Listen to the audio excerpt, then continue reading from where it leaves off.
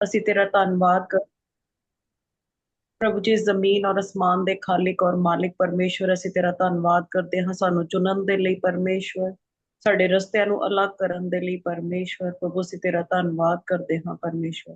ਪ੍ਰਭੂ ਇਹਨਾਂ ਸਾਵਾਂ ਦੇ ਲਈ ਪ੍ਰਭੂ ਜੋ ਤੂੰ ਸਾਨੂੰ ਦਿੱਤੇ ਹਨ ਪਰਮੇਸ਼ਵਰ, ਜੋ ਅਸੀਂ ਅੱਜ ਦਾ ਦਿਨ ਦੇਖ ਪਾਏ ਹਾਂ।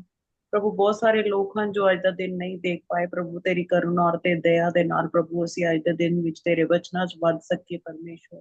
ਅਸੀਂ ਤੇਰਾ ਧੰਨਵਾਦ ਕਰਦੇ ਹਾਂ ਪ੍ਰਭੂ ਜੀ, ਤੂੰ ਸਾਨੂੰ ਚੁਣਿਆ ਹੈ ਪਰਮੇਸ਼ਵਰ। ਪ੍ਰਭੂ ਤੂੰ ਸਾਡੇ ਲਈ ਆਪਣਾ ਲਹੂ ਬਹਾਇਆ ਪਰਮੇਸ਼ਵਰ, ਸਾਡੀਆਂ ਸ਼ਰਮਿੰਦਗੀਆਂ ਨੂੰ ਕਰੂਸ ਤੇ ਦਿੱਤਾ ਹੈ ਪਰਮੇਸ਼ਵਰ। ਪ੍ਰਭੂ ਤੇਰੇ ਜਿੰਨਾ ਪਿਆਰ ਕੋਈ ਪਰਮੇਸ਼ਵਰ ਦੁਨੀਆ ਤੇ ਕਰ ਨਹੀਂ ਸਕਦਾ ਪਰਮੇਸ਼ਵਰ। ਕੋਈ ਵੀ ਇਸ ਤਰ੍ਹਾਂ ਦਾ ਨਹੀਂ ਹੈ ਪ੍ਰਭੂ ਜੀ ਜੋ ਤੁਹਾਡੇ ਸਾਡੇ ਲਈ ਆਪਣੀ ਜਾਨ ਦੇ ਸਕੇ ਪਰਮੇਸ਼ਵਰ। ਪ੍ਰਭੂ ਤੂੰ ਸਾਡੇ ਉੱਤੇ ਦਇਆ ਕੀਤੀ, ਰਹਿਮ ਕੀਤਾ, ਸਾਡੇ ਲਈ ਸਵਰਗ ਦੇ ਰਸਤੇ ਖੋਲੇ ਪਰਮੇਸ਼ਵਰ, ਸਾਨੂੰ ਅਧਿਕਾਰੀ ਬਣਾਇਆ ਸਵਰਗ ਦਾ ਪਰਮੇਸ਼ਵਰ। ਅਸੀਂ ਹਰ ਇੱਕ ਬਰਕਤ ਤੇ ਆਸ਼ੀਸ਼ ਦੇ ਅਧਿਕਾਰੀ ਹੋਏ ਪ੍ਰਭੂ, ਜੋ ਤੇਰੀਆਂ ਸਨ ਜੋ ਸਾਡੀਆਂ ਬਣੀਆਂ ਪਰਮੇਸ਼ਵਰ।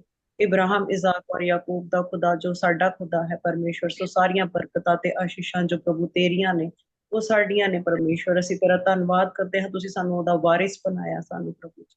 ਅਸੀਂ ਤੇਰਾ ਧੰਨਵਾਦ ਕਰਦੇ ਹਾਂ ਪ੍ਰਭੂ ਜੀ, ਅੱਛੇ ਬੱਚਿਆਂ ਦੇ ਲਈ ਪਰਮੇਸ਼ਵਰ, ਅੱਛੇ ਬਰਕਤ ਤੇ ਆਸ਼ੀਸ਼ ਦੇ ਲਈ, ਦਿਨ ਭਰ ਦੇ ਪੂਰੇ ਹਰ ਇੱਕ ਚੀਜ਼ ਦੇ ਲਈ ਪ੍ਰਭੂ, ਜੋ ਸਾਨੂੰ ਤੂੰ ਚੰਗੀਆਂ ਚੰਗੀਆਂ ਚੀਜ਼ਾਂ ਨਾਲ ਰਜਾਂਦਾ ਹੈ ਪਰਮੇਸ਼ਵਰ।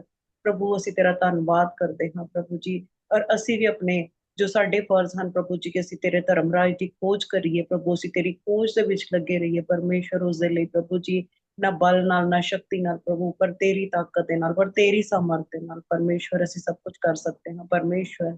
ਅਸੀਂ ਤੇਰੇ ਰਸਤਿਆਂ ਤੇ ਚੱਲ ਸਕਦੇ ਹਾਂ ਪਰਮੇਸ਼ਵਰ, ਅਗਰ ਤੂੰ ਚਾਹੇ ਤਾਂ ਅਸੀਂ ਚੱਲ ਸਕਦੇ ਹਾਂ ਪਰਮੇਸ਼ਵਰ। ਪਰ ਤੇਰੀ ਦਇਆ ਹੈ, ਤੇਰੀ ਕਰੁਣਾ ਹੈ ਪਰਮੇਸ਼ਵਰ, ਕਿ ਤੂੰ ਸਾਨੂੰ ਅਲੱਗ ਕਰ ਦਿੱਤਾ ਹੈ ਪਰਮੇਸ਼ਵਰ, ਤੁਹਾਨੂੰ ਬਚਨਾਂ ਦਾ ਗਿਆਨ ਦਿੱਤਾ ਹੈ ਪਰਮੇਸ਼ਵਰ। ਅਸੀਂ ਤੇਰਾ ਧੰਨਵਾਦ ਕਰਦੇ ਹਾਂ। ਸਾਰੇ ਬਚਨ ਜੋ ਪ੍ਰਭੂ ਸਾਡੇ ਦਿਲਾਂ ਦੇ ਵਿੱਚ ਹਮੇਸ਼ਾ ਉਤਰਦੇ ਰਹਿਣ, ਔਰ ਦਿਲ ਔਰ ਗੁਰਦਿਆਂ ਨੂੰ ਛੇਦਦੇ ਹੋਏ ਸਾਡੇ ਅੰਦਰ ਤੱਕ ਰਹਿ ਜਾਣ ਪਰਮੇਸ਼ਵਰ, ਤਾਂ ਕਿ ਮਰਦੇ ਦਮ ਤੱਕ ਅਸੀਂ ਉਹਨਾਂ ਦੇ ਬਚਨਾਂ ਦੇ ਨਾਲ ਚੱਲ ਸਕੀਏ ਪਰਮੇਸ਼ਵਰ। ਔਰ ਜੋ ਸਵਰਗ ਰਾਜ ਦੇ ਵਿੱਚ ਤੂੰ ਸਾਡੇ ਲਈ ਆਪਣੀ ਦਾहिनी ਔਰ ਸਿੰਘਾਸਨ ਰੱਖਿਆ ਹੈ ਔਰ ਮੁਕਟ ਰੱਖਿਆ ਪਰਮੇਸ਼ਵਰ, ਅਸੀਂ ਉਸਦੇ ਹੱਕਦਾਰ ਹੋ ਸਕੀਏ ਪ੍ਰਭੂ ਪਰਮੇਸ਼ਵਰ। ਅਸੀਂ ਤੇਰਾ ਧੰਨਵਾਦ ਕਰਦੇ ਹਾਂ ਇਸ ਜ਼ੂਮ ਮੀਟਿੰਗ ਦੇ ਲਈ, ਹਰ ਇੱਕ ਚੀਜ਼ ਨੂੰ ਮੁਹੱਈਆ ਕਰਨ ਲਈ ਪ੍ਰਭੂ। ਤੁਸੀਂ ਕਿਹਾ ਹੈ ਕਿਸੇ ਵੀ ਧਰਮੀ ਜਾਨ ਨੂੰ ਪ੍ਰਭੂ ਜੀ ਕਿਸੇ ਵੀ ਚੀਜ਼ ਦੀ ਕਮੀ ਘਟੀ ਨਾ ਹੋਏਗੀ, ਚਾਹੇ ਉਹ ਗਿਆਨ ਦੀ ਹੋਏ, ਚਾਹੇ ਉਹ ਕਿਸੇ ਵੀ ਚੀਜ਼ ਦੀ ਹੋਏ ਪਰਮੇਸ਼ਵਰ। ਜੋ ਖੋਜੀ ਹਨ ਪ੍ਰਭੂ ਤੇਰੇ ਨਾਮ ਦੇ, ਤੂੰ ਉਹਨਾਂ ਨੂੰ ਰਜਾਂਦਾ ਹੈ ਪਰਮੇਸ਼ਵਰ, ਚਾਹੇ ਉਹ ਕਿਸੇ ਵੀ ਤਰੀਕੇ ਹੋਏ, ਚਾਹੇ ਉਹ ਆਨਲਾਈਨ ਹੋਏ ਚਾਹੇ ਆਫਲਾਈਨ ਹੋਏ ਪਰਮੇਸ਼ਵਰ। ਤੂੰ ਉਹਨਾਂ ਨੂੰ ਰਜਾਂਦਾ ਹੈ ਪਰਮੇਸ਼ਵਰ, ਤੂੰ ਮੁਹੱਈਆ ਕਰਦਾ ਹੈ ਉਹਨਾਂ ਦੇ ਪ੍ਰਭੂ ਜੀ। ਕਹਿੰਦੇ ਮੰਗੋ ਤਾਂ ਦਿਆ ਜਾਏਗਾ, ਖਟਖਟਾਓ ਤਾਂ ਖੋਲਾ ਜਾਏਗਾ ਪਰਮੇਸ਼ਵਰ। ਤੂੰ ਸੱਚ ਵਿੱਚ ਜ਼ਿੰਦਾ ਖੁਦਾ ਹੈ, ਸਾਡੀਆਂ ਦੁਆਵਾਂ ਨੂੰ ਸੁਣਦਾ ਹੈ ਪਰਮੇਸ਼ਵਰ। ਸਾਡੇ ਸੁਣ ਕੇ ਪ੍ਰਭੂ ਜੀ ਤੂੰ ਫੁਰਤੀ ਕਰਕੇ ਉੱਤਰ ਦਿੰਦਾ ਹੈ ਪਰਮੇਸ਼ਵਰ। ਅਸੀਂ ਤੇਰਾ ਧੰਨਵਾਦ ਕਰਦੇ ਹਾਂ ਉਹਨਾਂ ਬਚਨਾਂ ਦੇ ਲਈ ਜੋ ਤੂੰ ਸਾਰੇ ਗਹਿਰੇ ਭੇਦ ਜੋ ਆਪਣੇ ਖੋਲ ਰਿਹਾ ਹੈ ਪਰਮੇਸ਼ਵਰ, ਅਸੀਂ ਉਹਨਾਂ ਦੇ ਅਕੋਰਡਿੰਗ ਚੱਲ ਸਕੀਏ ਪਰਮੇਸ਼ਵਰ। ਉਸ ਦੇ ਲਈ ਸਾਨੂੰ ਹਿੰਮਤ ਤਾਕਤ ਦੇਣਾ ਪਰਮੇਸ਼ਵਰ। ਔਰ ਬਹੁਤਾਂ ਲੋਕਾਂ ਦੇ ਲਈ ਪ੍ਰਭੂ ਜਿਨ੍ਹਾਂ ਦੀਆਂ ਅੱਖਾਂ ਬੰਦ ਨੇ ਪ੍ਰਭੂ, ਆਪਣੇ ਆਤਮਿਕ ਗਿਆਨ ਦਿਓ ਪ੍ਰਭੂ। ਪ੍ਰਭੂ ਤੁਸੀਂ ਕਿਹਾ ਹੈ ਕਿ ਅੰਤ ਸਮੇਂ ਵਿੱਚ ਹਰ ਇੱਕ ਘੁਟਨਾ ਟਿਕੇਗਾ ਪਰਮੇਸ਼ਵਰ। ਅਸੀਂ ਤੇਰਾ ਧੰਨਵਾਦ ਕਰਦੇ ਹਾਂ ਪਰਮੇਸ਼ਵਰ, ਤੂੰ ਸਭ ਦੇ ਉੱਤੇ ਦਇਆ ਕਰਤਾ ਹੈ ਪ੍ਰਭੂ ਜੀ। ਪ੍ਰਭੂ ਤੂੰ ਸ਼ੁਰੂ ਤੋਂ ਲੈ ਕੇ ਅੰਤ ਤੱਕ ਪਰਮੇਸ਼ਵਰ ਇੱਕ ਜਿਹਾ ਹੀ ਪਰਮੇਸ਼ਵਰ ਹੈ, ਚਾਹੇ ਅਸੀਂ ਵਫਾਦਾਰ ਹੋਈਏ ਚਾਹੇ ਨਾ ਹੋਈਏ ਪਰਮੇਸ਼ਵਰ। ਤੇਰਾ ਸੁਭਾਅ ਸਾਡੇ ਲਈ ਉਹੀ ਹੈ ਪਰਮੇਸ਼ਵਰ, ਜੋ ਪਹਿਲਾਂ ਸੀ ਜੋ ਅੰਤ ਤੱਕ ਰਹੇਗਾ ਸਾਡੇ ਨਾਲ। ਤੂੰ ਹਮੇਸ਼ਾ ਸਾਨੂੰ ਪ੍ਰਭੂ ਜੀ ਮੌਕਾ ਦੇਣਾ ਹੈ ਕਿ ਅਸੀਂ ਸੁਧਰ ਕੇ ਤੇਰੇ ਰਸਤਿਆਂ ਤੱਕ ਪਹੁੰਚ ਸਕੀਏ ਪਰਮੇਸ਼ਵਰ। ਪ੍ਰਭੂ ਅਸੀਂ ਤੇਰਾ ਧੰਨਵਾਦ ਕਰਦੇ ਹਾਂ ਕਿ ਹਮੇਸ਼ਾ ਬੱਚਿਆਂ ਨੂੰ ਉਡੀਕਦਾ ਹੈ ਕਿ ਉਹ ਵਾਪਿਸ ਆ ਜਾਣ ਪਰਮੇਸ਼ਵਰ। ਅਸੀਂ ਤੇਰਾ ਧੰਨਵਾਦ ਕਰਦੇ ਹਾਂ ਪ੍ਰਭੂ ਜੀ ਇੰਨੀ ਦਇਆ ਦੇ ਲਈ ਪ੍ਰਭੂ ਜੀ। ਪੂਰੀ ਜ਼ੂਮ ਮੀਟਿੰਗ ਨੂੰ ਪਰਮੇਸ਼ਵਰ ਜੋ ਤੁਸੀਂ ਹੁਣ ਬੱਚਿਆਂ ਨੂੰ ਖੋਲਣ ਜਾ ਰਹੇ ਹੋ ਪਰਮੇਸ਼ਵਰ, ਰਿਤੂ ਦੀਦੀ ਦੇ ਇਲਾਵਾ ਉਹਨਾਂ ਨੂੰ ਬਲੈਸ ਕਰਨਾ, ਉਹਨਾਂ ਦੀ ਪੂਰੀ ਫੈਮਿਲੀ ਨੂੰ ਬਲੈਸ ਕਰਨਾ ਪ੍ਰਭੂ, ਉਹਨਾਂ ਦੇ ਬੱਚਿਆਂ ਨੂੰ ਬਲੈਸ ਕਰਨਾ, ਜਿਸ ਤਰ੍ਹਾਂ ਪ੍ਰਭੂ ਜੀ ਉਹ ਤੁਹਾਡਾ ਕਾਰਜ ਕਰ ਰਹੇ ਹਨ ਪ੍ਰਭੂ। ਉਹਨਾਂ ਨੂੰ ਬਲੈਸ ਕਰਨਾ, ਲੰਬੀ ਆਯੂ ਦੇਣਾ, ਹਰ ਇੱਕ ਰੋਗ ਤੋਂ ਮੁਕਤੀ ਦੇਣਾ ਪਰਮੇਸ਼ਵਰ, ਤਾਂ ਕਿ ਉਹ ਤੁਹਾਡੀਆਂ ਭੇਡਾਂ ਨੂੰ ਤੁਹਾਡੇ ਤੱਕ ਪਹੁੰਚਾ ਸਕਣ, ਸਹੀ ਵਚਨ ਦੇ ਨਾਲ, ਸਹੀ ਸਿੱਖਿਆ ਦੇ ਨਾਲ ਉਹ ਤੁਹਾਡੇ ਤੱਕ ਲੈ ਕੇ ਆ ਸਕਣ ਪਰਮੇਸ਼ਵਰ। ਹਮੇਸ਼ਾ ਉਹਨਾਂ ਨੂੰ ਖੜੇ ਰੱਖਣਾ ਪਰਮੇਸ਼ਵਰ, ਹਰ ਤਰ੍ਹਾਂ ਦੀ ਡਿਸਟਰੈਕਸ਼ਨ ਤੋਂ ਪ੍ਰਭੂ ਜੀ, ਨੈਟ ਦੀ ਡਿਸਟਰੈਕਸ਼ਨਸ ਨੂੰ ਸਭ ਕੈਂਸਲ ਕਰਦੇ ਹਾਂ ਇਨ ਜੀਸਸ ਨੇਮ। ਔਰ ਪ੍ਰਭੂ ਜੀ ਆਪਣੇ ਮਨਾਂ ਨੂੰ ਤੁਹਾਡੇ ਅੱਗੇ ਪੇਸ਼ ਕਰਦੇ ਹਾਂ ਪ੍ਰਭੂ ਜੀ, ਉਹਨਾਂ ਨੂੰ ਤੁਸੀਂ ਸੰਭਾਲੋ ਪ੍ਰਭੂ, ਉਹਨਾਂ ਦੀ ਹਰ ਇੱਕ ਡਿਸਟਰੈਕਸ਼ਨ, ਹਰ ਇੱਕ ਸੋਚ ਦੇ ਉੱਤੇ ਕੰਟਰੋਲ ਲਓ ਪ੍ਰਭੂ ਜੀ, ਤਾਂ ਕਿ ਜੋ ਵੀ ਅਸੀਂ ਵਚਨ ਸੁਣੀਏ ਸਾਡੇ ਦਿਲ ਦੇ ਵਿੱਚ ਗਹਿਰਾ ਹੋ ਕੇ ਪ੍ਰਭੂ ਜੀ 100 ਗੁਣਾ ਫਲ ਲੈ ਕੇ ਆ ਸਕੇ। ਸਭਾ ਦੇ ਪਰਿਵਾਰਾਂ ਨੂੰ ਪ੍ਰਭੂ ਜੀ ਤੇਰੇ ਲਹੂ ਦੇ ਵਿੱਚ ਕਵਰ ਕਰਦੇ ਹਾਂ, ਉਹਨਾਂ ਦੇ ਬੱਚਿਆਂ ਨੂੰ ਤੇਰੇ ਲਹੂ ਦੇ ਵਿੱਚ ਕਵਰ ਕਰਕੇ ਪ੍ਰੋਟੈਕਸ਼ਨਸ ਨੂੰ ਮੰਗ ਲੈਂਦੇ ਹਾਂ ਪਰਮੇਸ਼ਵਰ, ਜੋ ਫੋਰਐਵਰ ਸਾਡੇ ਲਈ ਨੇ, ਹਮੇਸ਼ਾ ਲਈ ਨੇ ਸਾਡੇ ਲਈ ਪਰਮੇਸ਼ਵਰ। ਅਸੀਂ ਤੇਰਾ ਧੰਨਵਾਦ ਕਰਦੇ ਹਾਂ, ਸਭ ਕੁਝ ਮੰਗਦੇ ਹਾਂ ਪਿਆਰੇ ਬੇਟੇ ਖੁਦਾਵੰਦ ਯਿਸੂ ਮਸੀਹ ਦੇ ਨਾਮ ਦੇ ਵਿੱਚ, ਆਮੀਨ। Amen. Amen. Amen. Thank you very much for this beautiful prayer, Sister Ji. Okay Sidhu ਸਾਡੇ ਲਈ ਖੁਦਾ ਦਾ ਭਜਨ ਗਾਣਗੇ, ਪਰਮੇਸ਼ਰ ਦੀ ਮਹਿਮਾ ਕਰਨਗੇ। ਹਾਂਜੀ। खुदा दी महिमा ਲਈ ਭਜਨ ਗਾਵਾਂਗੇ। मैंने ढूंढा ये सारा जहां, तेरे जैसा ना कोई मिला। मैंने ढूंढा ये सारा जहां, तेरे जैसा ना कोई मिला। जैसे तूने किया है क्षमा, तेरे जैसा ना कोई मिला। जैसे तूने किया है क्षमा, तेरे जैसा ना कोई मिला। दुनिया के आगे दुहाई बहुत दी, आंसू के बिन ना मिला मुझको कुछ भी। दुनिया के आगे दुहाई बहुत दी, आंसू के बिन ना मिला मुझको कुछ भी। तुझको मिला जब मैं तब तुझको जाना, तब तेरे आगे जो मैंने दुआ की। तुझको मिला जब मैं तब तुझको जाना, तब तेरे आगे जो मैंने दुआ की। तूने सुन ली है मेरी दुआ, तेरे जैसा ना कोई मिला। तूने सुन ली है मेरी दुआ, तेरे जैसा ना कोई मिला। मैंने ढूंढा ये सारा जहां, तेरे जैसा ना कोई मिला। जैसे तूने किया है क्षमा, तेरे जैसा ना कोई मिला। पापों का था कर्ज मुझ पे जो भारी, दुखों में जिंदगी गुजारी थी सारी। पापों का था कर्ज मुझ पे जो भारी, दुखों में जिंदगी गुजारी थी सारी। मेरे गुनाहों से मुझको बचाने, तूने खुदा अपनी जिंदगी भी वारी। मेरे गुनाहों से मुझको बचाने, तूने खुदा अपनी जिंदगी थी वारी। तूने कर दी है कीमत अदा, तेरे जैसा ना कोई मिला। तूने कर दी है कीमत अदा, तेरे जैसा ना कोई मिला। मैंने ढूंढा ये सारा जहां, तेरे जैसा ना कोई मिला। जैसे तूने किया है क्षमा, तेरे जैसा ना कोई मिला। हसरत को पूरी तूने किया है, जो मैंने मांगा वो तूने दिया है। हसरत को पूरी तूने किया है, जो मैंने मांगा वो तूने दिया है। दे के सकूं मेरी जिंदगी को तूने, मेरा हर एक बोझ तूने लिया है। दे के सकूं मेरी जिंदगी को तूने, मेरा हर एक बोझ तूने लिया है। मेरी खुशियों की तू है वजह, तेरे जैसा ना कोई मिला।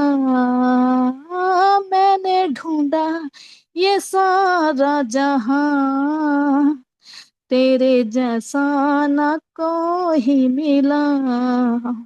जैसे तूने किया है क्षमा, तेरे जैसा न कोई मिला, तेरे जैसा न कोई मिला। Hallelujah. Amen. Thank you very much. Such a beautiful song. बहुत ही खूबसूरत जो है खुदा का भजन है। जिसने भी बनाया, जिसने भी गाया, खुदा उन्हें आशीष और बरकत दे और आपको भी दे।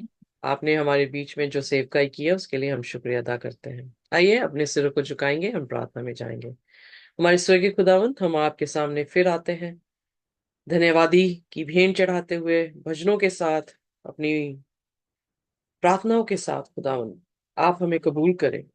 अगर कोई पाप है तो खुदावंत उसे माफ करके क्षमा करें, अपने पवित्र लहू से धोकर साफ करें और अपनी आत्मा का मसा दें, ताकि खुदावंत हम आपके कलाम को समझ सकें।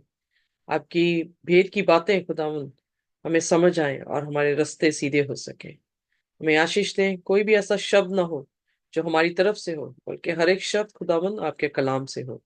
यीशु के नाम से मांगते हैं, आमीन। आमीन। सो मैं थोड़ा सा शेयर कर दूं आपके साथ अपनी स्लाइड्स। आप मेरे साथ निकाल सकते हैं इप्सियो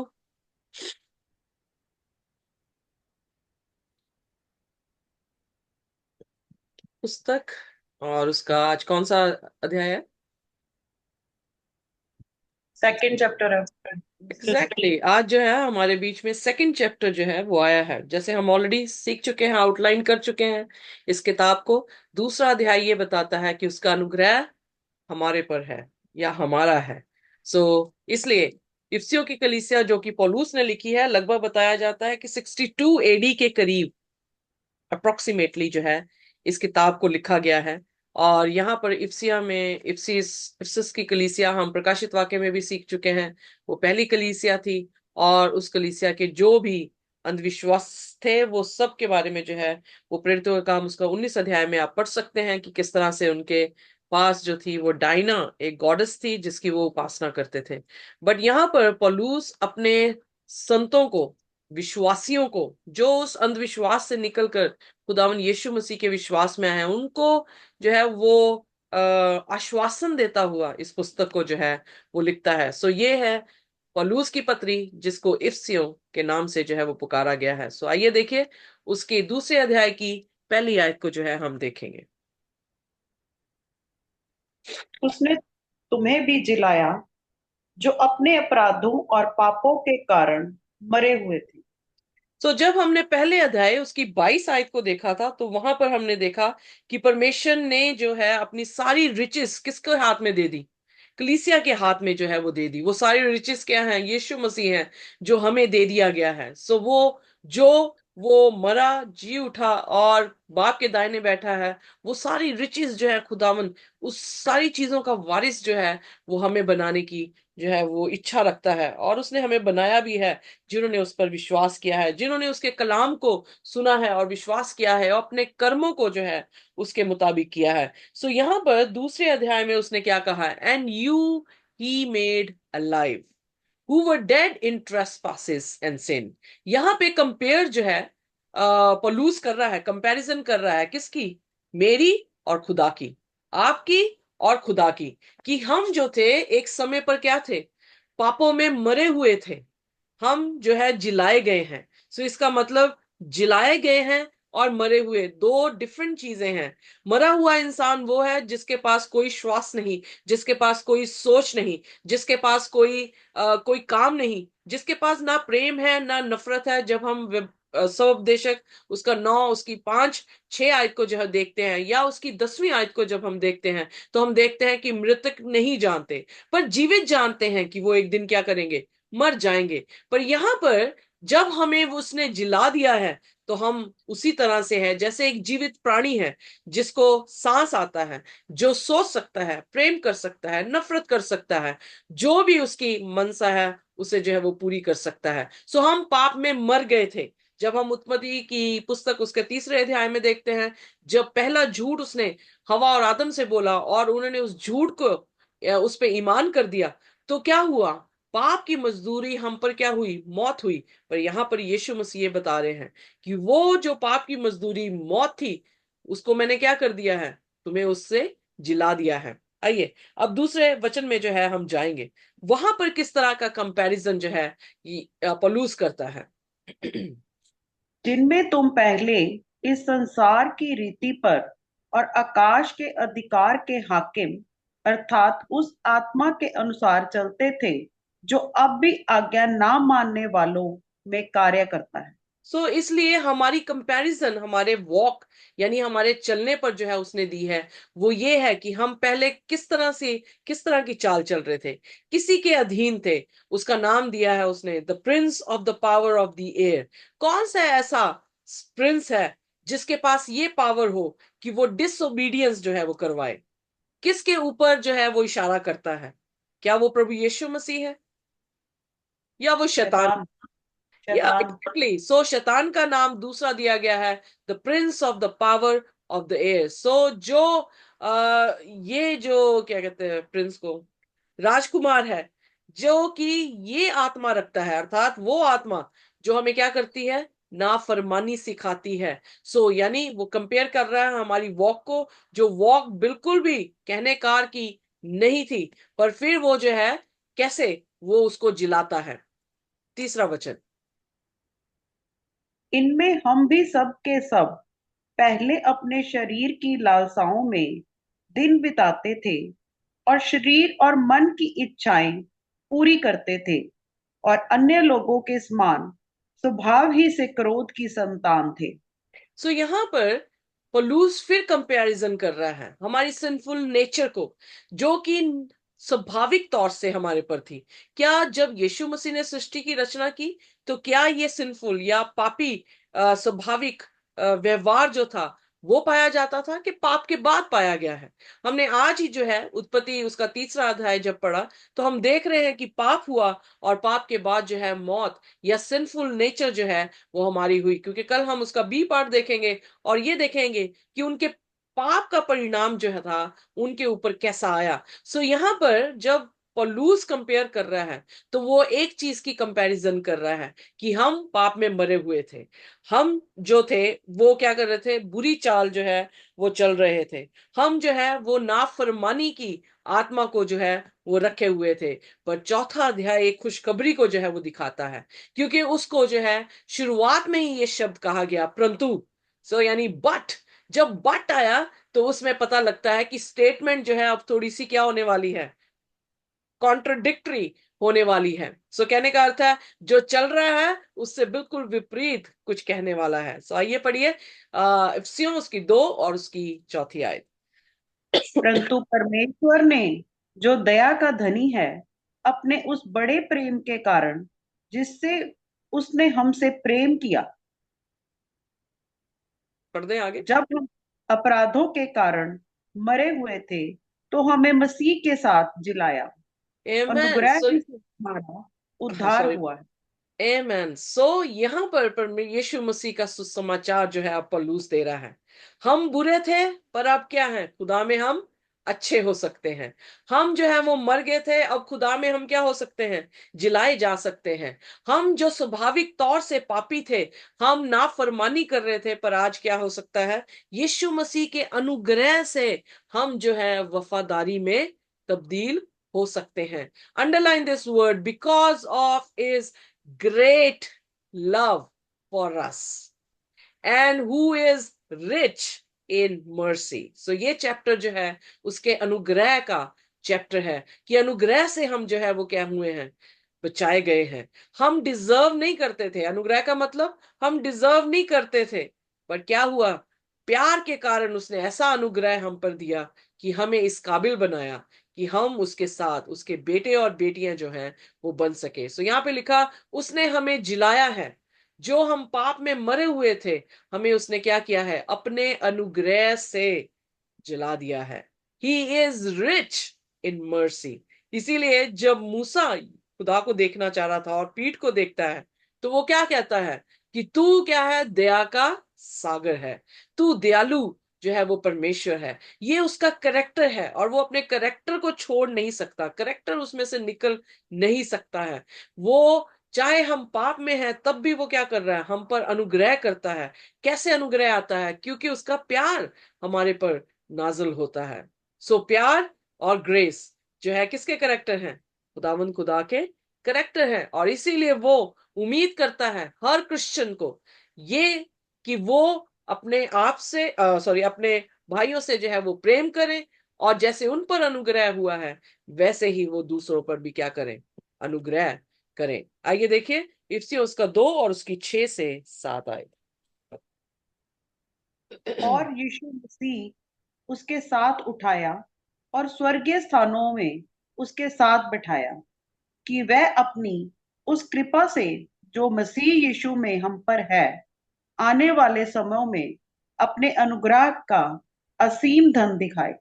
सो यहाँ पर प्रभु यीशु मसीह क्या, पौलुस ये आश्वासन दे रहा है कि हम उसके साथ मरते हैं, हम उसके साथ जिलाए जाते हैं, हम उसके साथ क्या है, स्वर्गीय घरों में उसके सिंहासन के दाहिने हाथ बैठे बिठा दिए जाते हैं। तो ये कैसे होता है? उसकी इमेजरेबल, इंग्लिश में बहुत ही खूबसूरत जो है वो यहाँ पे शब्द आया है, जिसको हम नाप तोल सकते ही नहीं है। यानी ना उसकी लंबाई, ना चौड़ाई, ना गहराई, हम नाप ही नहीं सकते हैं। उतनी रिचेस ऑफ हिज ग्रेस, उसके अनुग्रह जो उसकी काइंडनेस में हमें दिखती हैं, यानी दयालुता में दिखती है, नम्रता में दिखती है, कंपैशन में दिखती है। सो वो जो यीशु मसीह में ये सारे कंपोनेंट्स, एलिमेंट्स पाए जाते हैं, उस बड़ी अनुग्रह के साथ परमेश्वर ने क्या किया है, वो तुम्हें भी जिलाता है, वो तुम्हें भी हेवनली प्लेसेस में यीशु के साथ जो है वो बिठाता है। सो हम एक तरह से उसके साथ को वर्कर हैं, इस तरह से हम उसके साथ रोज मरते हैं। इसीलिए पौलुस कह रहा है अपनी पत्रियों में कि हम रोज उसके साथ मरते हैं, हम रोज उसके साथ जिलाए जाते हैं। सो परमेश्वर का अनुग्रह है कि परमेश्वर हमारे जीवनों में क्या करता है, कार्य करता है, अपने कंपैशन के साथ वो हमें जो है वो बचाने की कोशिश करता है। आइए देखिए इससे उसका 2 और उसकी 8 से 9। क्योंकि विश्वास के द्वारा अनुग्रह ही से तुम्हारा उद्धार हुआ है, और यह तुम्हारी ओर से नहीं वरन परमेश्वर का दान है, और ना कर्म के कारण, ऐसा ना हो कि कोई घमंड करे। ओके, यहां पर भी जो है, अब उसने यू नो ऑलमोस्ट हम 9th वर्स में आ गए हैं, पर हर आयत में वो किसका जिक्र कर रहा है, उसका अनुग्रह। हम उसके अनुग्रह से विश्वास के द्वारा क्या है, बचाए गए हैं। सो बहुत सारे लोग ये सोचते हैं कि हम अपने कामों से बचाए जाएंगे। तो कह रहा कि अगर काम करके आपने बचाए गए हैं, आप सपोज करें मैं नर्सिंग का काम करती हूं, अगर मैं रोज काम पे जा रही हूं और मुझे तनख्वाह दे रहे हैं, तो क्या आप कह सकते हैं कि ये ग्रेस है? नो। नहीं, वो ग्रेस नहीं, वो मेरी सैलरी है। Can you see the difference? But हम प्रभु यीशु मसीह के अनुग्रह के द्वारा जो है वो बचाए गए हैं।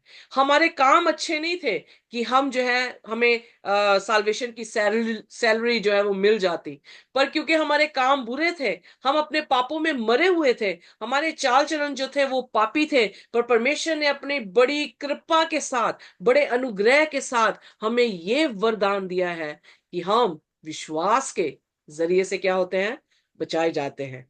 विश्वास क्या है? विश्वास बिना कार्य मुर्दा है। सो इसका मतलब हम विश्वास करते हैं, खुदा का अनुग्रह हम लेते हैं, और उसके बाद खुदा हमें शुद्धिकरण हमारी करता है, यानी सेंटिफिकेशन का प्रोसेस शुरू हो जाता है। जब हमने सेंचुरी पढ़ी थी तो कोर्टयार्ड जो थी मिनिस्ट्री यीशु मसीह की जस्टिफिकेशन की मिनिस्ट्री थी। जैसा इंसान है अपने पापों को लेकर आता है, अंगीकार करता है, बपतिस्मा लेता है, तो खुदावंद यीशु मसीह उसे क्या कर रहा है, बचा रहा है। फिर होली प्लेस मिनिस्ट्री जो यीशु मसीह ने जब जी उठे और आसमान पर उठा लिए गए, तो वो हमारे लिए बिनतियां कर रहे हैं। तो वो मिनिस्ट्री का नाम है सेंटिफिकेशन, क्योंकि वहां पे यूहन्ना 17 और उसकी 17 में लिखता है, हे मेरे प्रभु, इन्हें अपने वचन के जरिए से क्या कर, पवित्र कर, इनकी शुद्धिकरण जो है तू कर। कैसे? क्योंकि वहां पे 3 पात्र होते थे होली प्लेस में। मन्ना जो कि खुदा का वचन, सॉरी रोटी, जो खुदा का वचन जो है वो दिखाया जा रहा है।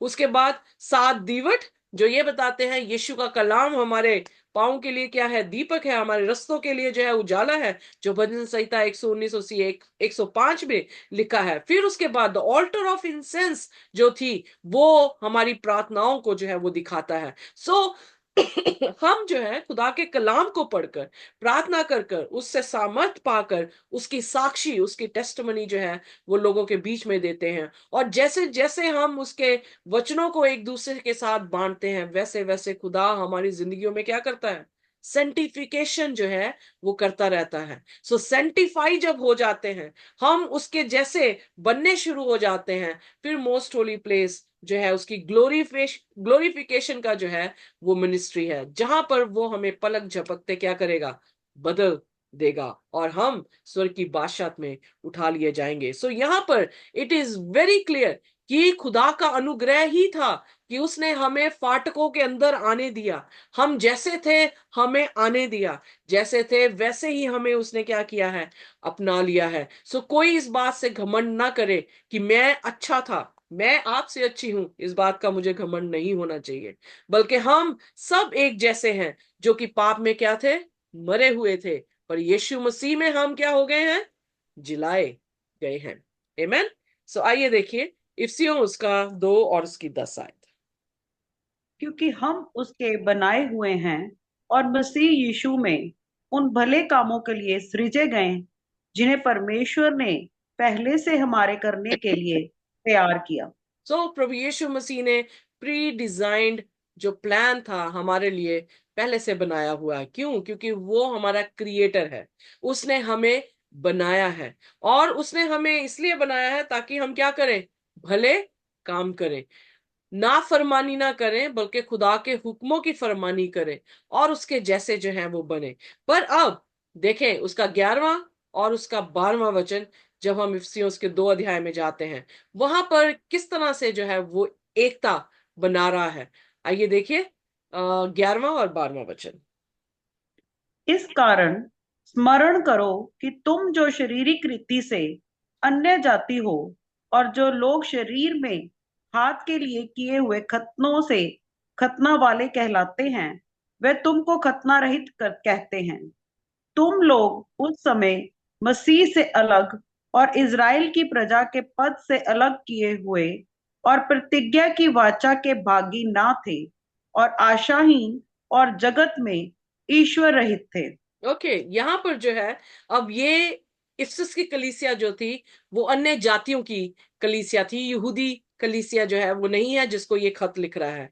तो उसने जो है जब ये सारी चीजें बता दी, देयरफॉर मतलब कंक्लूजन में आ रहा है।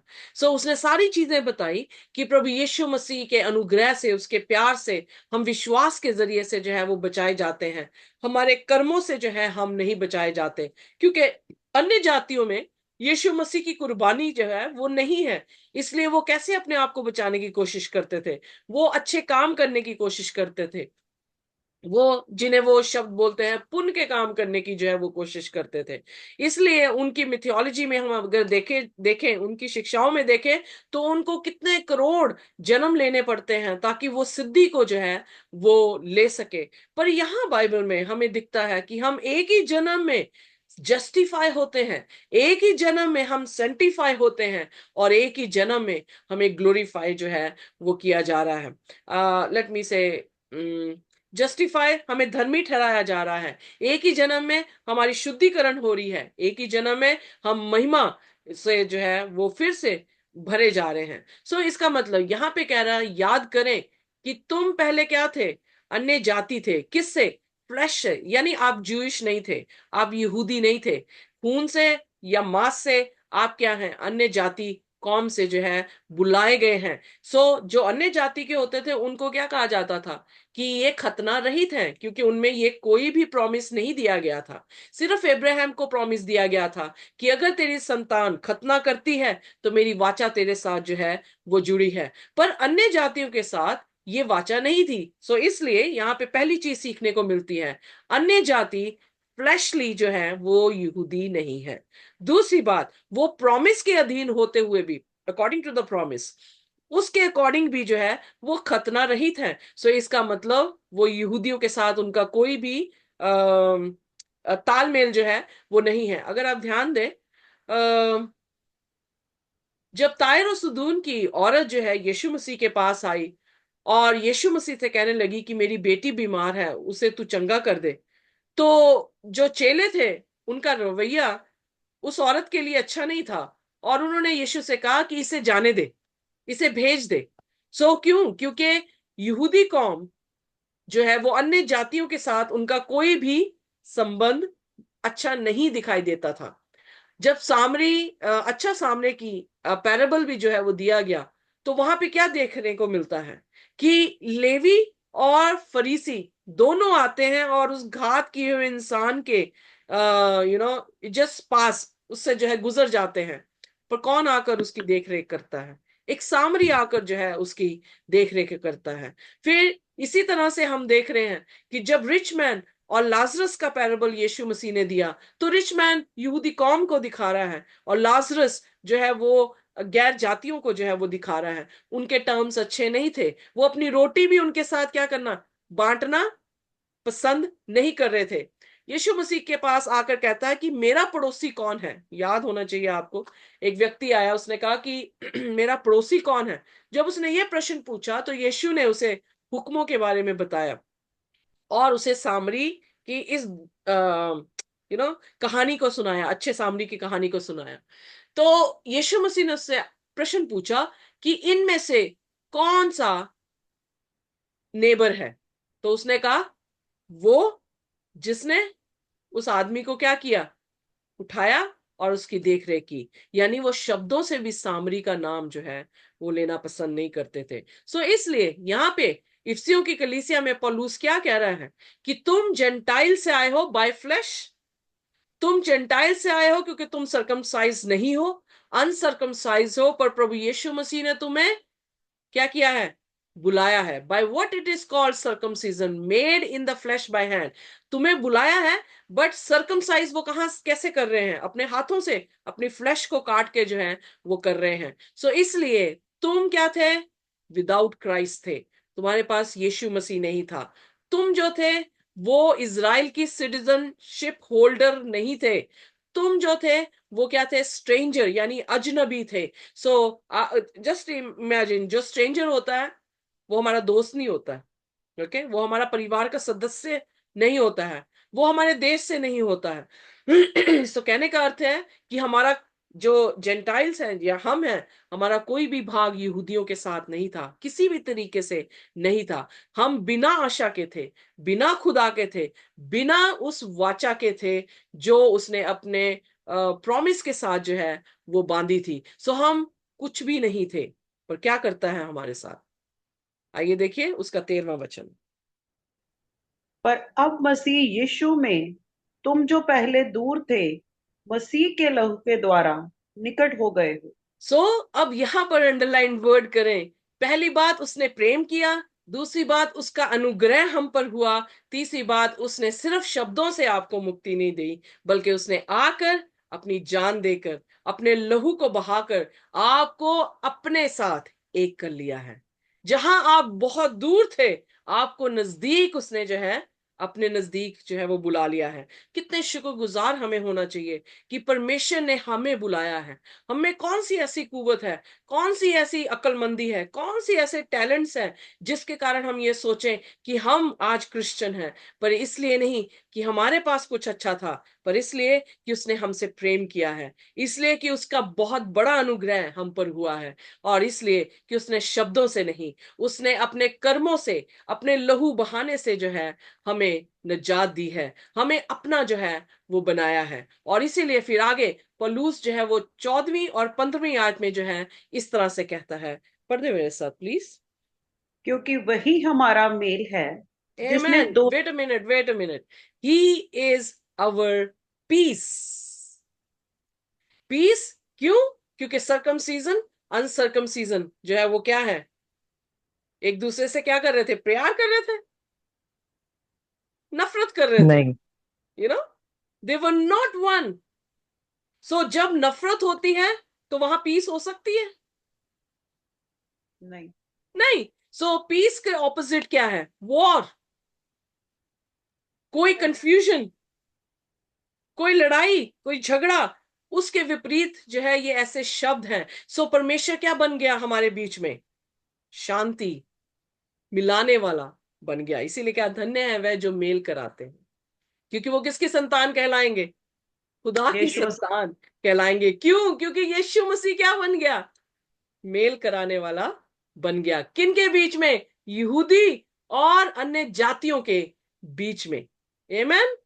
सो हम आमेन। भी जो है यीशु मसीह के जरिए क्या हुए हैं? उसकी कलीसिया के एक सदस्य हो गए हैं। हम भी जो है यहूदी कौम में ग्राफ्टेड हो गए हैं। इब्राहिम की संतान जो है उसने हमें विश्वास के द्वारा बना दिया गया है। इनफैक्ट इब्राहिम भी प्रॉमिस कैसे लिया था उसने? क्योंकि उसने विश्वास किया था। सो यहां पर इफ्सियों की कलीसिया में पौलुस क्या कह रहा है कि जीसस, यीशु मसीह हमारी शांति बन गया है। शांति का राजकुमार प्रभु यीशु मसीह जब हमारे बीच में आके मरा तो उसने क्या किया है? उसने शांति को वहां पर एक कर दिया है, सबको एक कर दिया है। आगे प्लीज आगे पढ़े। क्योंकि वही हमारा मेल है जिसने दोनों को एक कर लिया और अलग करने वाली दीवार को जो बीच में थी ढा दिया। ओके, सो उसने जो है दोनों को मतलब ज्यूज और जेंटाइल्स को क्या कर दिया है? एक कर दिया है। और उनकी दीवार को क्या कर दिया है? ढा दिया है। अब ये दीवार कौन सी दीवार थी? आइए में से निकाले यशाया उसका 59 और उसकी, पाप की दीवार। सॉरी सिस्टर,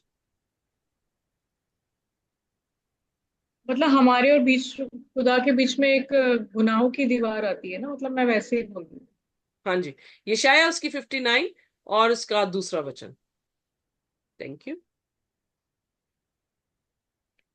जिसने भी निकाल लिया वो पढ़ सकता है, क्योंकि सिस्टर जो है इफ्सियों की पत्री पढ़ रहे हैं। परंतु सिस्टर मोनिका। तुम्हारे अधर्म के कामों ने तुमको तुम्हारे परमेश्वर से अलग कर दिया है और तुम्हारे पापों के कारण उसका मुंह तुमसे ऐसा छिपा है कि वह नहीं सुनता। सो यहाँ पर जो दीवार है हमारे और परमेश्वर के बीच में, वो हमारे क्या है? पाप है। सो इसलिए यहूदी और जंडाइल के बीच में जो दीवार थी, किस दीवार की बात कर रहा है? अनएक्सेप्टेंस की, यानी वो एक दूसरे को कबूल नहीं कर रहे थे। वो एक दूसरे को अपना भाई नहीं मान रहे थे। क्यों? क्योंकि उनके पाप ही ऐसे थे कि वो एक दूसरे के साथ मेल नहीं कर रहे थे। तो यीशु मसीह ने क्रूस पर अपनी जान देकर उस दीवार को क्या कर दिया? खत्म कर दिया। वो दीवार, गुनाह क्योंकि वो सब उसने खत्म हो गए। यहूदियों के भी पाप उठा लिए और उसने अन्य जातियों के भी पाप जो है वो क्रूस पर उठा लिए। ओके, आगे पढ़ दे प्लीज। और अपने शरीर में बैर अर्थात वह व्यवस्था जिसकी आज्ञाएं विधियों की रीति पर थी मिटा दिया कि दोनों से अपनों में एक नया मनुष्य उत्पन्न करके मेल करा दे। सो यहाँ पर जो है उसने क्या किया? सामरी औरत कहने लगी हम जो है वो हाई प्लेसेस में जाके इबादत करते हैं। यहूदी कौम कहाँ पे इबादत करती है? सिनेगॉग में जो है वो इबादत करती है। सो यहूदी कौम जो है वो सामरी को मंदिर के अंदर भी जो है वो आने नहीं देते थे। इसलिए उसने कहा कि हम तो वहां जा नहीं सकते। तो परमेश्वर ने क्या कहा? जो भी वर्शिप करे, कैसे करे? ट्रूथ और सच्चाई से। Well, it will be nice if we read that. बनिस्बत की मैं इसको पैराफ्रेज करूं, क्योंकि उसकी खूबसूरती जो है मैं खत्म कर रही हूँ। आइए देखिए यूहन्ना उसका 4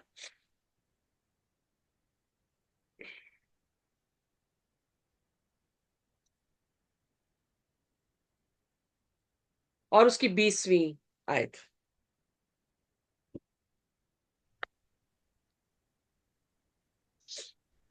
हमारे बाप दादों ने इसी पहाड़ पर आराधना की और तुम कहते हो कि वह जगह यहाँ आराधना करनी चाहिए यरूशलेम में है। यीशु ने, एम आई राइट? हाँ जी, हाँ जी, बिल्कुल सही सही पढ़ रहे हैं। यीशु ने उससे कहा, हे नारी, मेरी बात का विश्वास कर कि वह समय आता है कि तुम ना तो इस पहाड़ पर पिता की आराधना करोगे, ना यरूशलेम में। तुम जिसे नहीं जानते उसकी आराधना करते हो, और हम जिसे जानते हैं उसकी आराधना करते हैं, क्योंकि उद्धार यहूदियों में से है। परंतु वो समय आता है, वरन अब भी है, जिसमें सच्चे भक्त पिता की आराधना आत्मा और सच्चाई से करेंगे, क्योंकि पिता अपने लिए ऐसे ही आराधकों को ढूंढता है। आमेन। सो यहाँ पर जो है वो क्या कह रही है, दो सेक्ट बने हुए हैं। सामरी कहाँ, माउंटेन्स में जाके प्रेयर कर रहे हैं, और यहूदी कहाँ है, वो सिनेगॉग में। तो यीशु मसीह ने एक खूबसूरत बात की जो मैंने आज नोटिस ज्यादा की है, वो ये कि तुम जिसको वर्शिप करते हो वो क्या है, तुम नहीं जानते हो कि किसको करते हो, पर हम जिसे वर्शिप करते हैं उसी से क्या आने वाली है, साल्वेशन। सो उसने दो सेक्ट्स को बिल्कुल डिस्टिंग्विश कर दिया कि यहूदी कौन से साल्वेशन आने वाली है। यानी वो किसको रेफर कर रहा था, खुद को, यीशु मसीह को रेफर कर रहा था। और फिर उसने क्या कहा, जो जेंटाइल्स पूजा कर रहे हैं जिसकी भी, वो तुम नहीं जानते किसकी पूजा कर रहे हो, क्योंकि वो परमेश्वर नहीं है। सो इसलिए यहूदियों से तो आती है, पर एक समय आ रहा है, मैं कहता हूं आज ही है, कि क्या होगा, कि सब उसकी इबादत क्या करेंगे, सच्चाई और रूह से करेंगे। सो एग्जैक्टली ऐसे ही हुआ। उसने जब, यीशु मसीह ने कहा, उसने जब कहा कि मैं जानती हूं कि प्रभु यीशु मसीह आएगा, मसीहा आएगा, तो उसने क्या कहा, मैं ही हूं जो तुझसे बात करता हूं। जैसे ही यीशु मसीह ने अपने आप को उसको इंट्रोड्यूस किया, उसने अपना घड़ा वहीं पे फेंका, और वो कहाँ भागी, गांव में भागी, और गांव में जाकर उसने जो बताया कि मुझे मसीहा मिल गया है। और बाइबल बताती है हर एक ने उस व्यभिचारिणी का विश्वास किया। हालेलुया। हालेलुया। सो यीशु मसीह ने कहा, मैं कहता हूं अभी एग्जैक्टली वैसे ही हुआ। वहां पर क्या हो गया, यहूदी जो यीशु था उसका मेल किसके साथ हो गया, सामरियों के साथ करा दिया। किसने कराया, एक व्यभिचारिणी ने। कैसे अंडर एस्टिमेट कर सकते हैं कि ये इंसान जो है वो पाप में है, वो कल हमारे लिए मेल कराने वाला नहीं बन सकता। इम्पॉसिबल, ये पॉसिबल हो सकता है। जो आप कहेंगे कि इम्पॉसिबल, वो ही खुदा पॉसिबल करेगा, क्योंकि वो कोई किसी को भी जो उसे स्वीकार करेगा, जो उसके अनुग्रह को, जो उसके प्यार को विश्वास से ग्रहण करेगा, वो मेल कराने वाला ही साबित होगा। सो यहां पर यहूदी और जेंटाइल्स के बीच में जो दीवार थी, यीशु मसीह ने उसे क्या कर दिया, खत्म कर दिया। उसने वो सारे पाप अपने ऊपर ले लिए, सिर्फ यहूदी कौम के नहीं, पूरी दुनिया के पाप उस पर जो है वो आए थे। और जो सिर्फ यहूदी कौम मेमने के उस रस्म को, रेगुलेशन, कंपार्टमेंट को फुलफिल कर रही थी, कि वो यीशु को याद करते हुए मेमना काट रहे थे, उस दिन वो भी क्या कर दिया, उसने समाप्त कर दिया। और उसने क्या किया, खुद जो मेमना बनकर बलिदान हुआ, उनके उनके पापों को लेकर जो है वहां पे बलिदान हुआ, उससे उसने इन दोनों ग्रुप के बीच में क्या कर दी, शांति कर दी। आमेन। आमेन। आमेन। सिस्टर यूहन्ना का कौन सा था, यूहन्ना का ये 4 की 20, 20 से चार 24। जी, आइए ठीक। अब अगली आयत देखते हैं, इफिसियों उसका 2 और उसकी 16वीं आयत। और क्रूस पर बैर को नाश करके इसके द्वारा दोनों को एक देह बनाकर परमेश्वर से मिलाया।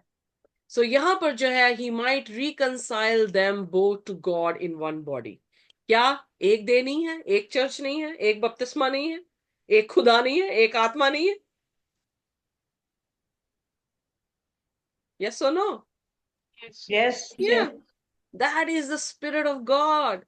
Man, this is the image of unity. यही जो है एकता की उसकी क्या है, इमेज है।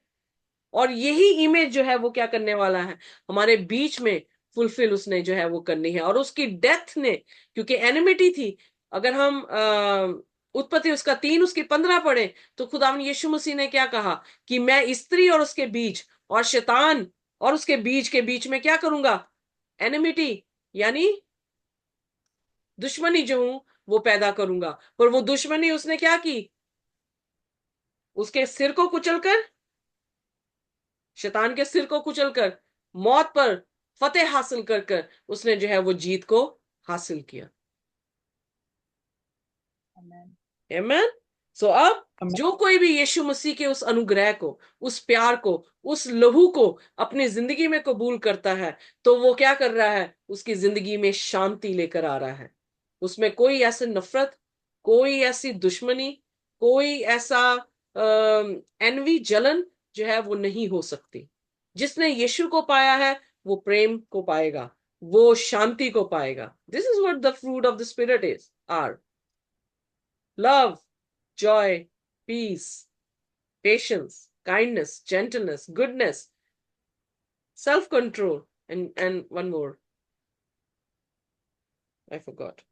Anyhow, so ये करेक्टर है प्रभु यीशु मसीह के। so उसने जो है क्रूस पर मरने के बाद हमारे जीवनों में कार्य किया है।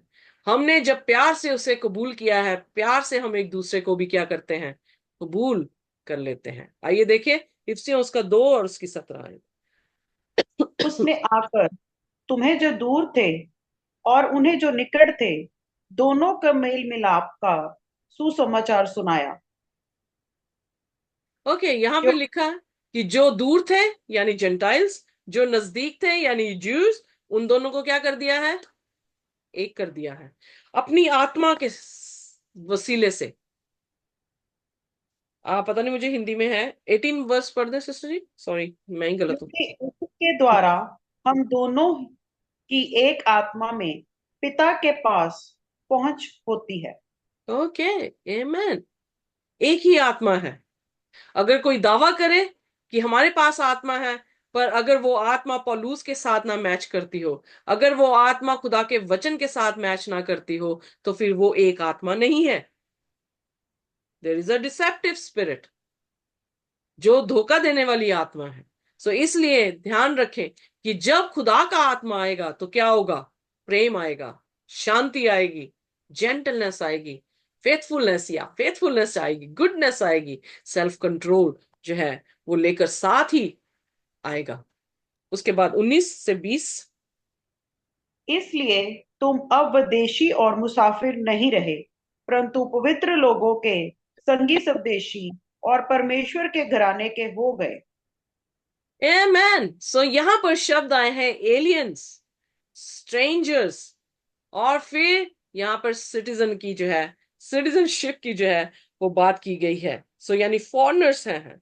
सो एलियन, जो एलियन सोचते थे यानी हम उसके उनमें से नहीं है, उन्हें क्या कर दिया? खुदावन यीशु मसीह ने दोस्त बना दिया। सॉरी, जो ये सोच रहे थे कि हम अजनबी हैं, उसे उसने एक ही परिवार में जो है वो जोड़ दिया। जो ये सोच रहे थे कि हमारी सिटीजनशिप कहीं और की है, उन्हें वो सभी को मिलाकर उसने किंगडम ऑफ गॉड की सिटीजनशिप जो है वो दे दी है। सो हम सब क्या हैं? एक हैं। हम एक दूसरे से बड़े या छोटे नहीं हैं, हम सब प्रभु यीशु मसीह में क्या हैं? एक हैं। What a beautiful message it is. So कह रहा build upon the foundations of the apostles and prophets which Jesus Christ himself as a cornerstone. अब यहां पर 20वीं आयत को पढ़ दे प्लीज। और प्रेरितों और भविष्यद्वक्ताओं की नींव पर, जिसके कोने का पत्थर मसीह यीशु स्वयं ही है, बनाए गए हों, से Amen. सारी रचना। अब एक स्टोरी बता रही हूँ कॉर्नर स्टोन की। सो जब मंदिर सुलेमान बना रहा था तो वहां पे एक पत्थर था, उन्होंने उसको नकार दिया, और उन्होंने, क्योंकि पत्थर जो थे काफी दूर जगह पे इकट्ठे किए हुए थे, वहां से उठाकर जो है वो लेकर आ रहे थे, तो उन्होंने क्या किया? ये इसका आकार जो ऐसा है, ये तो कहीं पर भी फिट होने वाला नहीं है, उनके इंजीनियरों ने कहा, और उन्होंने ये पत्थर उठा के दोबारा से वहां पर कूड़े में जो है वो फेंक दिया। अब जब वो बनाने लगे तो उन्हें कॉर्नर स्टोन ना मिले, उनके साइज के मुताबिक कोई पत्थर जो है वो फिट ना हो। तो बताया जाता है कि उन्होंने जब जिसको उसने नकार दिया था, उसको जब देखा, उसका मेजरमेंट जब उन्होंने लिया, तो उन्होंने देखा यही था जो कि क्या था? कॉर्नर स्टोन था, जिसके ऊपर बिल्डिंग जो थी वो बननी थी। तो यीशु मसीह हमारा क्या है? कॉर्नर स्टोन है। भजन संहिता 118 उसकी 22 में भी लिखता है कि जो कॉर्नर स्टोन था उसको क्या कर दिया गया? रिजेक्ट कर दिया गया। आप जितनी मर्जी शिक्षाएं, आइडियोलॉजीज जो है वो गणित ना, आई मीन से बना सकते हो, कहानियों को बना सकते हो, पर अगर वहां पर यीशु मसीह नहीं है, आपकी इमारत एक दिन क्या होगी? गिर जाएगी। यहां पर बाइबल पौलुस क्या कहता है? यीशु मसीह वो कॉर्नर स्टोन है, जिस फाउंडेशन, फिर फाउंडेशन उसकी चली, और फाउंडेशन क्या है? अपोस्टल्स एंड प्रॉफिट्स, यानी खुदा का कलाम। और जब इस पे आप अपनी इमारत को खड़ा करते हैं, तो आपकी इमारत कभी भी टूटती नहीं है। That's the power in Jesus Christ. और इसीलिए हम यीशु मसीह की जो है वो इबादत करते हैं। आज भी हमने उत्पत्ति में देखा कि यीशु मसीह ने इतनी जिल्लत जो है वो सही है।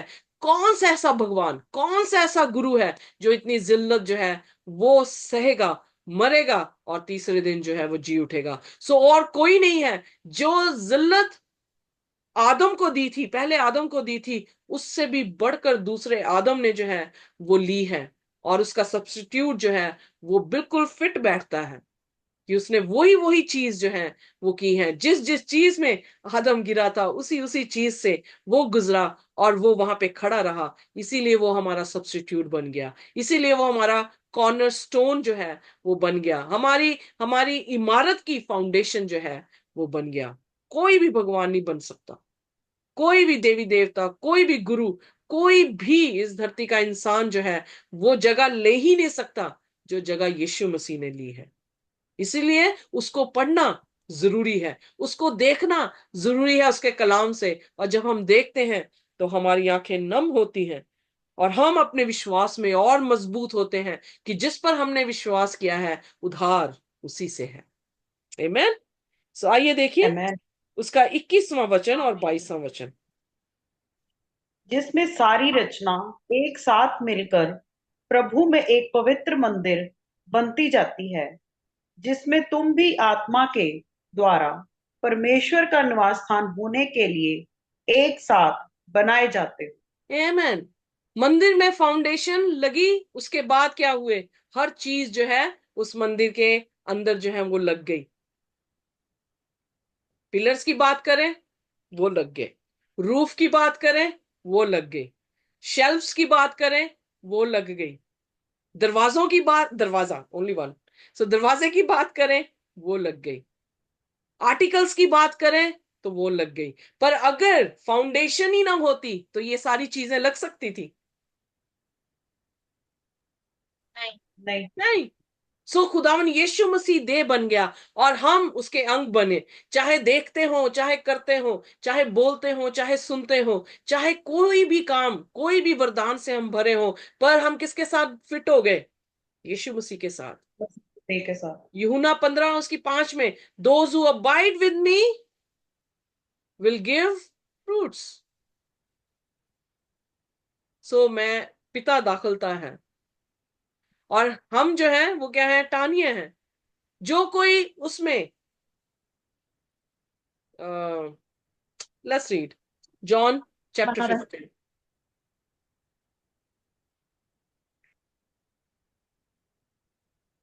जॉन चैप्टर 15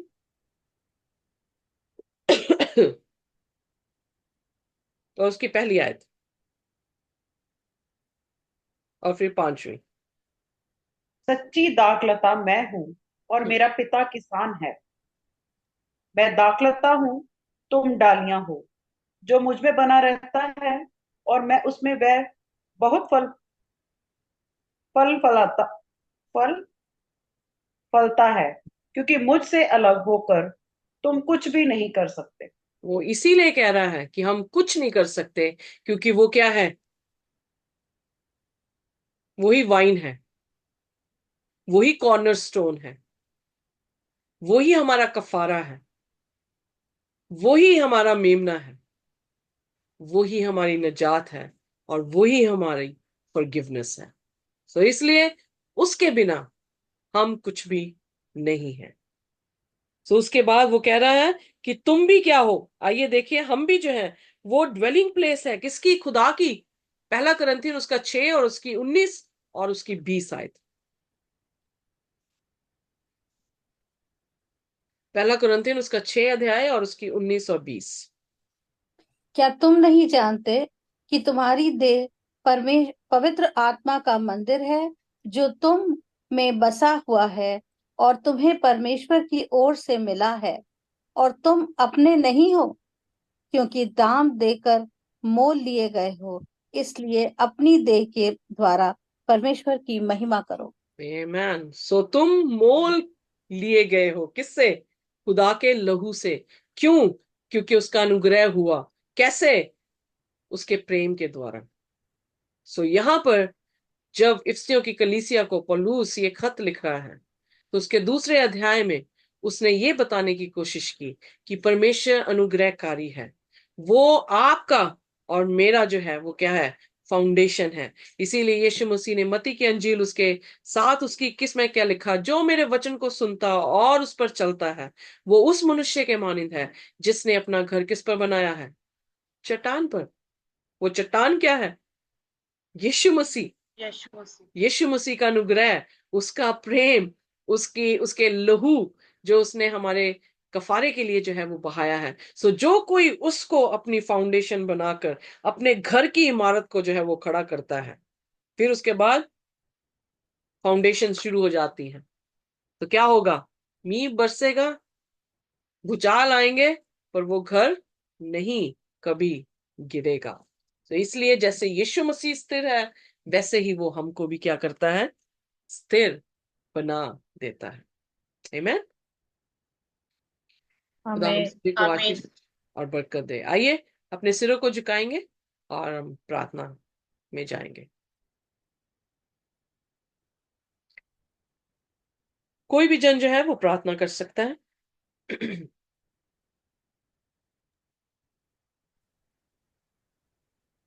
धन्यवाद, धन्यवाद, धन्यवाद सर्वशक्तिमान परमेश्वर, आप महान हैं। हम आपका धन्यवाद करते हैं।